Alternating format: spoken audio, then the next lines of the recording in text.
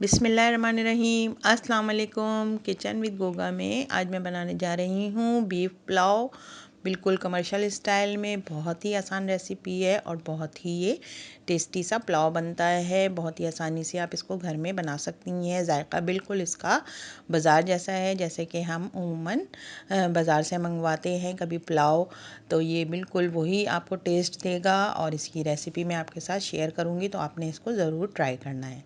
सबसे पहले मैंने ये हाफ़ केजी बीफ का हड्डी वाला गोश्त ले लिया था। हड्डी वाले गोश्त का जायका ज़्यादा अच्छा होता है, तो आपने इसी में बनाना है। मैं आपको हाफ़ केजी की बता रही हूँ रेसिपी। 2 चम्मच साबित धनिया है, ज़ीरा है मेरे पास 1-1.5 चम्मच के करीब, 2 चम्मच सौंफ है, सब्ज़ इलायची 8-10 दाने, ये बादियान के फूल हैं, और कलमी के 3-4 पीसीज हैं, तेज़पत्ता है, बड़ी इलायची है, छोटी इलायची है 4-5 अदद, और काली मिर्च है, और लौंग है हमारे पास। देखें ये आधा चम्मच के करीब। तो ये सब चीज़ें आपने गोश्त में डायरेक्ट इस तरह से ऐड कर देनी है। अच्छा, इसकी रेसिपी बहुत ही आसान है, टेस्ट बहुत ही अच्छा होता है। इसमें ये हाफ़ केजी में मैंने एक बड़े साइज़ का टमाटर काट के डाल दिया है, एक बड़े साइज़ की प्याज है जिसको आपने इस तरह से काट के डाल देनी है। ये है दक्कनी मिर्चें, जिसको हम वाइट पेपर भी कहते हैं, ये है मेरे पास 1 से 1.5 चम्मच, और नमक है मेरे पास 2 टेबल स्पून के करीब। तो ये सब चीज़ें आपने इसमें साथ ही ऐड कर देनी है। लहसुन अदरक का पेस्ट 1 टेबल स्पून के करीब इसमें ऐड कर दें। अगर आपके पास फ्रेश पिसा हुआ है तो उसका टेस्ट बहुत ही ज़्यादा अच्छा आता है इसमें। तो ये सारी चीज़ें जब हम इसके अंदर ऐड कर देंगे, तो अब हमें इसको चूल्हे पे चढ़ा देना है। इसमें साथ ही हमने ये तकरीबन 4 से 5 हरी मिर्चें हैं। इसको आप या तो बारीक काट के डाल दें, या इस तरह से अगर आपके पास इस तरह का कूटने वाला है जिससे हम चटनी वगैरह बनाते हैं, तो इसमें आपने इसको पीस के इसमें साथ ही ऐड कर देनी है। तकरीबन ये 2 टेबल स्पून के करीब बन जाती है। तो ये पिसा हुआ पेस्ट हमने इसमें हरी मिर्चों का भी साथ ही ऐड कर देना है। तो ये अगर मोटी मोटी सी आप काट के भी डाल देंगी तो भी कोई हर्ज नहीं है, इस तरह से भी आप डाल सकती हैं। इसको जब मैंने अच्छी तरह से पीस लिया था, तो ये भी मैंने इसमें साथ ही ऐड कर दिया है इसके अंदर। तो ये देखें, ये सारी पिसी हुई हरी मिर्चें भी इसमें डालनी है साथ ही। और इसके बाद अब हम इसको पानी डाल के और गलने के लिए चढ़ा देंगे। साथ में हमने इसमें दही भी ऐड करना है, तकरीबन 1 पाव के करीब। तो ये देखें, सारी चीज़ें आपने नोट कर लेनी है, कोई भी चीज़ इसमें से मिस ना हो। तो ये टेस्ट आपका बहुत ही ज़बरदस्त सा आएगा इसमें।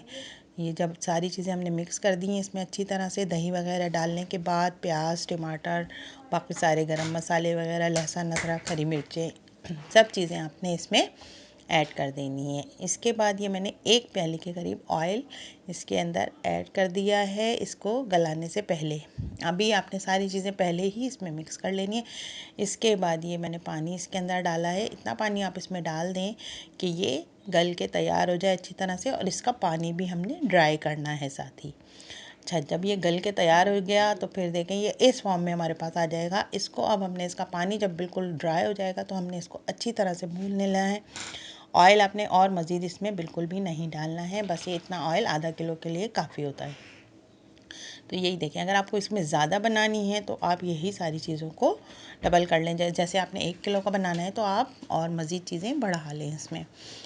अब ये मैंने चावल पहले से 1 किलो के आधा किलो के करीब चावल मैंने इसमें भिगो के रख दिए थे पहले से। अब ये मैंने चावलों का पानी चढ़ा दिया था। इसमें 2 टेबल स्पून मैंने नमक डाला है, और ज़ीरा डाल दिया था वाइट आधी चम्मच के करीब, और 1 टेबल स्पून मैंने इसमें सिरका वाइट डाल दिया था।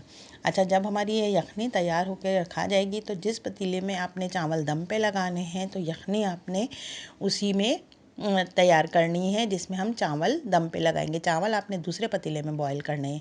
इसके बाद ये मैंने इसमें आलू बुखारे डाल दिए हैं यखनी में जो तैयार थी, तली हुई प्याज डाल दिए है, ये दक्कनी मिर्चें थी पिसी हुई, ये 1 चम्मच डाल दी है, सौंफ मेरे पास और है मज़ीद, तो ये भी आपने दम पे लाजमी लगानी है। 1 चम्मच सौंफ डाल देनी है आपने। ये हरी मिर्चें हैं फ्रेश, ये भी आपने इसमें डाल देनी है। ज़ीरा डाल देना है आपने इसके अंदर।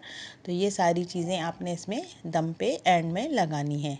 और इसके बाद ये देखें, मैंने इसमें दक्कनी मिर्चें थोड़ी मज़ीद और डाल दी हैं इसके अंदर।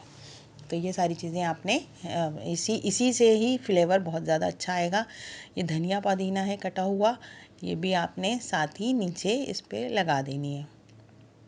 तो ये एक हमारी अब तह के लिए तैयार हो गया है यखनी।